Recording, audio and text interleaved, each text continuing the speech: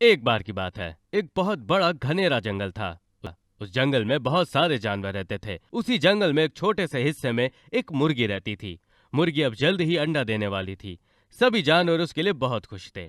एक रात को मुर्गी ने अंडा दिया, पर अंडे को देखकर वो बहुत चौंक गई, क्योंकि वो अंडा सोने का था। अरे ये क्या, ये तो सोने का अंडा है। कितना खूबसूरत है। मोनू मुर्गी सोने का अंडा देकर बहुत खुश हो गई। वो अब उसमें से बच्चा आने का इंतजार कर रही थी और सोच रही थी कि उस बच्चे को अब इस जंगल में कितना प्यार मिलेगा। सुबह होते ही ये बात पूरे जंगल में फैल गई कि सोनू मुर्गी ने सोने का अंडा दिया है। सुनते ही जंगल के सभी जानवर मोनू मुर्गी के घर चले आए।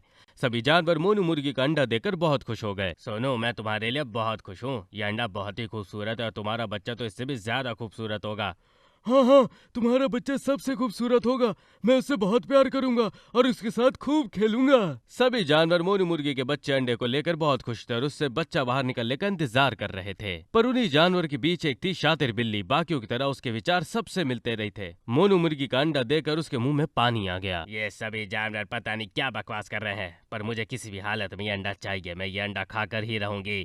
क्या पता किसी और को भी अंडा चाहिए होगा, तो मुझे जल्द ही कुछ करना होगा। सोचकर वो अपने घर चली जाती है। सभी जानवर भी मोनू मुर्गी को बधाई देकर अपने अपने घर चले जाते हैं। दूसरे दिन शातिर बिल्ली मोनू मुर्गी के घर चली जाती है। मोनू मोनू बाहर आओ, मैं तुम्हारे लिए चने लेकर आई हूँ। मोनू मुर्गी घर से बाहर आती है और देखती है कि शातिर बिल्ली ने उसके लिए चने लाए हैं। अरे इसकी क्या जरूरत थी। तुम्हें तंदुरुस्त रहना चाहिए और खाते पीते रहना चाहिए, इसीलिए मैंने तुम्हारे लिए चने लाई हूँ। मोनू मुर्गी शातिर बिल्ली से चने ले लेती है। क्या मैं एक बार और तुम्हारा सोने का अंडा देख सकती हूँ? अरे मुझे माफ कर दो, अभी अभी मैंने अंडे को ठीक से गर्म जगह पर रख दिया है। तुम अभी उसे नहीं देख सकती। अरे अरे कोई बात नहीं, कभी और देख लूंगी। ऐसा कहकर वो वहाँ से चली जाती है। दूसरे दिन शातिर बिल्ली मोनू मुर्गी के घर आती है। मोनू मोनू मोनू मुर्गी घर के बाहर आती है और देखती कि शातिर बिल्ली उसके लिए कुछ फल लेकर आई है। तुम रोज कुछ ना कुछ लेकर आ रही हो, इसकी क्या जरूरत है। जरूरत क्यों नहीं है, तुमने अभी अभी इतना खूबसूरत अंडा दिया, हमें तुम्हारी फिक्र है। अरे इसमें फिक्र की क्या बात। कोई नहीं, तुम बस ये फल ले लो और मजे से खाना। ठीक है ठीक है। क्या आज मैं तुम्हारा खूबसूरत अंडा देख सकती हूँ? अरे नहीं, कल की तरह ही मैंने आज भी उसे गर्म जगह पर रखा है। तुम आज भी उसे नहीं देख सकती। कोई बात नहीं। इतना कहकर वापस आती है। शातिर बिल्ली ऐसे ही रोज रोज मोनू मुर्गी के घर जाती रही और कुछ ही दिनों में मोनू मुर्गी और शातिर बिल्ली की दोस्ती हो गई। एक दिन की बात है, शातिर बिल्ली मोनू मुर्गी के घर जाती है। अब मोनू मुर्गी किसी जल्दी में नजर आती है। क्या बात है मोनू, जल्दी में दिख रही हो, कोई काम है? हाँ, मुझे मेरे एक दोस्त की मदद करने जाना है, पर अंडे को अकेला छोड़कर मैं कैसे जाऊँ। शातिर बिल्ली मौके का फायदा उठाती है और कहती है, अरे मैं हूं ना, मैं तुम्हारे अंडे का पास रहती हूँ। तुम आराम से जाओ और आराम से आओ। तुम ही मेरी सच्ची दोस्त हो, तुम्हारा बहुत बहुत शुक्रिया। मैं जल्दी वापस आने की कोशिश करती हूँ। इतना कहकर मोनू मुर्गी वहाँ से चली जाती है। शातिर बिल्ली आराम से मोनू मुर्गी के घर में चली जाती है और अंडे को वहाँ पर देखकर जोर जोर से हंसने लगती है। मोनू कितनी बेवकूफ है, इसने तो कितनी आसानी से अंडे को सीधा मेरे हवाले कर दिया। इतना कहकर शातिर बिल्ली अंडे को खाने की कोशिश करती है, पर उसके दो दांत गिर जाते हैं और वो दर्द से चिल्ला उठती है। अरे ये क्या, ये तो सोने का कलर दिया हुआ एक पत्थर है। मोनू मुर्गी का अंडा कहाँ है? तभी पीछे से आवाज आती है, मेरा अंडा जहाँ कहीं भी है सुरक्षित है। और तभी जंगल के सभी जानवर वहाँ पर आ जाते हैं। क्या तुम्हें पहले से ही मेरे प्लान के बारे में पता था? मुझे पहले से ही तुम्हारी साजिश के बारे में पता था कि कैसे तुम मुझसे दोस्ती करके मेरे अंडे को खाना चाहती थी। इसीलिए मैंने मेरे अंडे को दूर सुरक्षित रख दिया था। तब जंगल के सभी जानवर मिलकर शातिर बिल्ली को बहुत मारते और जंगल से भगा देते हैं। थोड़े ही दिनों बाद मोनू मुर्गी के अंडे से बच्चा बाहर आता है। बच्चा सोने का होता है और बहुत खूबसूरत होता है। जंगल के जानवर बच्चे की जन्म की खुशी पर जंगल में पार्टी करते हैं। इस कहानी से हमें यह सीख मिलती है कि दोस्त सोच समझ कर बनाना चाहिए। किसी को भी आंख बंद करके अपना दोस्त नहीं बनाना चाहिए। एक बार की बात है, एक बहुत बड़ा जंगल हुआ करता था। उस जंगल में बहुत सारे जानवर रहते थे। सभी एक दूसरे से बहुत प्यार करते थे। सभी की एक दूसरे के साथ दोस्ती थी। इन्हीं सब के बीच वहां पर मोटू नाम का एक हाथी रहता था। वो शरीर से बहुत बड़ा था और बहुत ही ताकतवर था। सभी जानवर उसके सामने छोटे दिखते थे और खुद में ताकत होने की वजह से मोटू हाथी बहुत ही घमंडी था।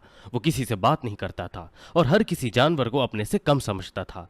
मोटू हाथी के सामने जंगल का कोई भी जानवर जाने से डरता था, क्योंकि मोटू हाथी को बहुत गुस्सा आता था और वो जानवरों को मारने लगता था। एक बार बबलू बंदर पेड़ पर बैठकर आराम से केले खा रहा था।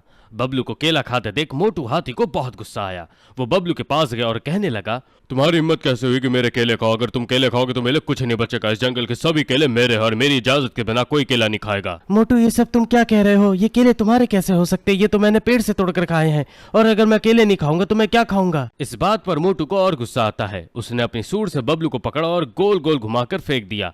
बबलू बंदर को इसमें बहुत चोट आती है। सभी जानवर ये बात सुनकर बहुत ही गुस्से में आ जाते, पर कोई कुछ नहीं कर सकता था। सभी जंगल के मैदान पर मिलते हैं। शेर खान, आप कुछ कीजिए, हम इस मोटू से बहुत परेशान हो गए हैं। देखो उसने बबलू का क्या हाल किया है।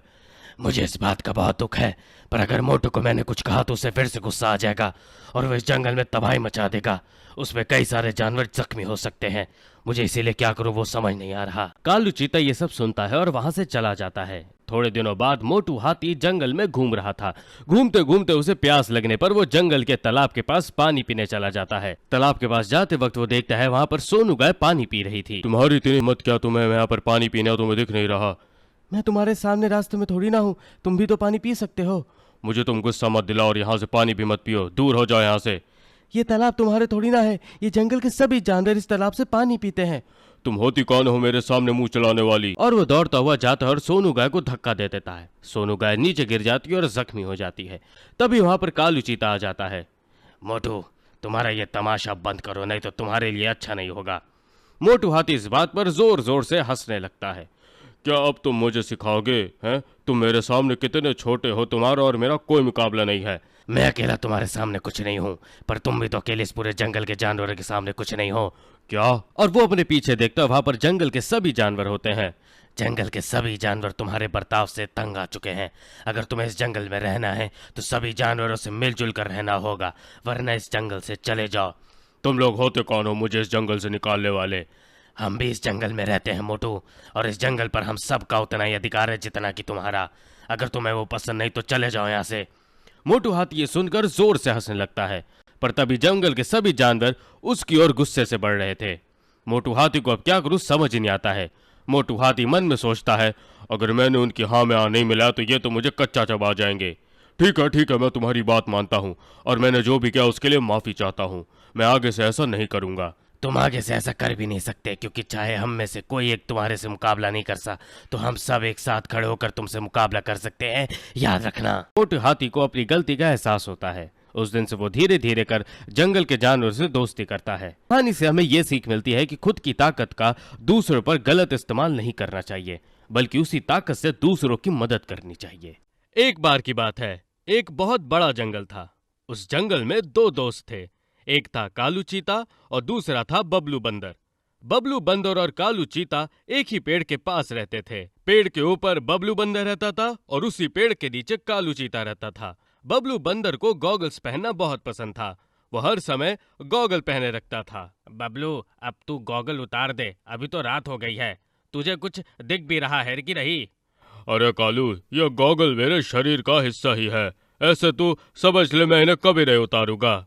कालू चीता इस बात पर हंसता है और वो दोनों सो जाते हैं। दूसरे दिन सुबह वो दोनों खेल रहे थे। भागते भागते बबलू बंदर जोर से मुंह पर गिर जाता है और उसका गॉगल टूट जाता है। बबलू बंदर ये देखकर जोर जोर से रोने लगता है। अरे, इतने में क्यों रो रहे हो? दूसरा ले लेंगे ना। मुझे अभी चाहिए, मैं अभी दुकान से जाकर गॉगल ले जाता हूँ। कालू चीता कुछ और कहने से पहले ही बबलू बंदर जल्दी जल्दी वहां से निकल जाता है। पता नहीं है बबलू कब बड़ा होगा। अब शाम होने की आती है, पर बबलू बंदर वापस नहीं आता। पता नहीं ये बबलू कहाँ रह गया, इतना टाइम क्यों लगा रहा है। तभी छोटू खरगोश वहां पर भागते भागते आता है। कालू, कालू। क्या हुआ छोटू, इतना क्यों चिल्ला रहे हो? कालू, बबलू को शेर खान के सैनिक पकड़ कर ले गए हैं। क्या? वो क्यों?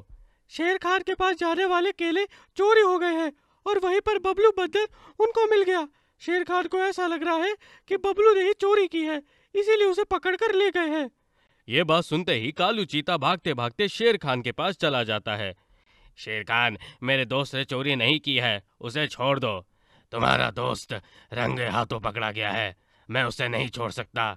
मेरा दोस्त ऐसा कर ही नहीं सकता, मुझे उसे बात करने दीजिए, मैं सच का पता लगा लूंगा। शेर खान कालू चीता को बबलू बंदर के पास जाने देता है। बबलू, ये सब क्या है? कालू, मैंने सच्ची में चोरी नहीं की है, मैं तो बस वहां से गुजर रहा था, रास्ते से जा रहा था और मुझे वहां पर केले के छिलके पड़े हुए दिखे। मैं सिर्फ ये सोच रहा था कि इन्हें खाकर यहाँ पर किसने डाल दिया। अभी तभी अचानक से शेर खान के सैनिक आए, मुझे पकड़ कर ले गए। मुझे तो कुछ समझ नहीं आ रहा है, पर कालू तुम मुझ पर भरोसा करो, मैंने चोरी नहीं की। मैं तुम पर भरोसा करता हूँ बबलू, तुम उसकी चिंता मत करो, मैं तुम्हें किसी भी हालत में यहाँ से बाहर निकालूंगा। ऐसा कहकर कालू चीता शेर खान के पास वापस जाता है। शेर खान, मुझे मेरे दोस्त पर भरोसा है, मैं सच्चाई का पता लगा लूंगा, तब तक मेरे दोस्त को कुछ नहीं होना चाहिए। शेर खान थोड़ी देर सोचता है। ठीक है, तुम्हें एक दिन का वक्त देता हूँ, कल रात तक तुम मुझे असली वाले चोर पकड़ कर दो, मैं तुम्हारे दोस्त को छोड़ दूंगा। अगर ऐसा नहीं हुआ तो तुम्हें भी तुम्हारे दोस्त के साथ अंदर डाल दूंगा। ठीक है, मैं चोर को पकड़ लाऊंगा। ऐसा कहकर वो वहां से चला जाता है। कालू चीता घर आके सोचने लगता है, मुझे बीती बात सही तरह से सोच रही होगी, मैं कल उसी रास्ते से जाकर देखता हूँ, क्या पता कुछ सुराग मिल जाए। सुबह होते ही कालू चीता बबलू बंदर की गॉगल वाली शॉप के रास्ते से जाने लगता है। चोरी बबलू बंदर के घर से और गॉगल के शॉप के बीच में हुई थी। कालू चीता उस जगह की ठीक तरह से जांच करने लगता है, पर उसे कुछ नहीं मिलता। फिर भी वो ढूंढता रहता है। अब शाम होने को आती है, तभी उसे उस जगह में थोड़ी दूर एक अंगूठी मिलती है। कालू चीता वो अंगूठी ठीक तरह से देखता है तो उसे याद आता है कि अंगूठी तो गोलू गोरिल्ला की है। सभी गोरिल्ला जंगल के घनेदार हिस्से में रहते थे। कालू चीता वहां पर चला जाता है। झाड़ियों से छुपकर वो देखता है तो गोलू गोरिल्ला चोरी किए हुए केले खा रहा था। गोलू, तुम्हें मानना होगा, तुमने तेरे सारे केले लाकर ही दिखाए, पर गोलू, तुम्हें तेरे सारे केले मिले कहाँ से?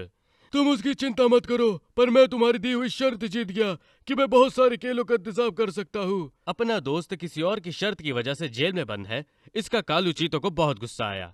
कालू चीता छलांग लगाकर उनके सामने आ जाता है।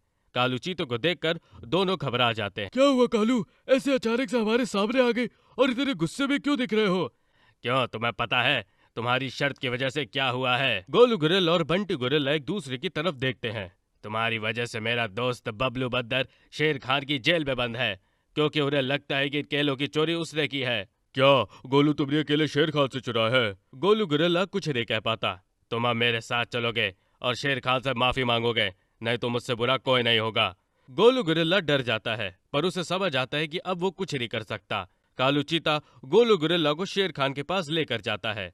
शेर खान, ये रहा तुम्हारा असली वाला चोर, इसने एक शर्त की वजह से वो सारे केले चुराए थे।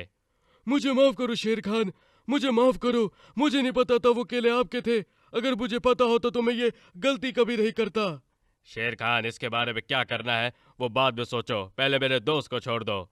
शेर खान बबलू बंदर को छोड़ देता है। तुम्हारा बहुत बहुत शुक्रिया कालू, तुम्हारी वजह से मैं बच गया।